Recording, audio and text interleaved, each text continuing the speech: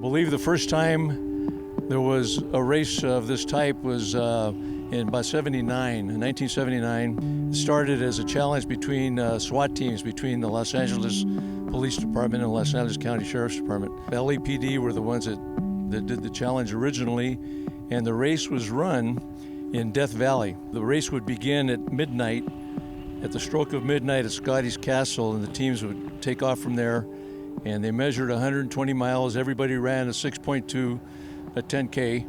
It's nothing like it is today. Each stage, every place that they run to and run from, it's like a small city now. Back then, there was a stake in the ground that you ran to. It had the number 5, and that was leg 5 that you ran. And you ran to the next leg, and somebody would be there to hand off the baton to. It ended at 120 miles from Scotty's Castle, out in the middle of the desert. There was just a ring of RVs. We'd have a little party, barbecue. All the different teams would get together and have a little camaraderie there. It was pride for your department. We've got a lot of teams now. It started with a handful of teams. First time I ran it personally was in '81. Now I believe there's 274 teams, quite a few, from all over the world. I saw Berlin today, Canada. I've seen Australia here before. I think they're still here. England.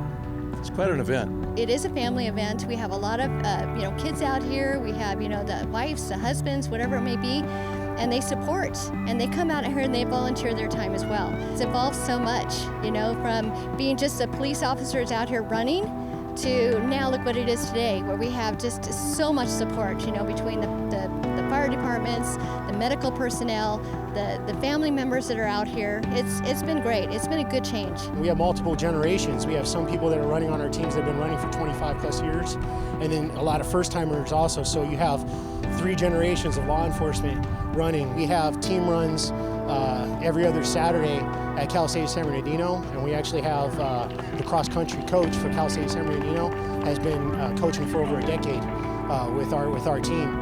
So he takes us out on runs. We do long runs, short runs, interval training.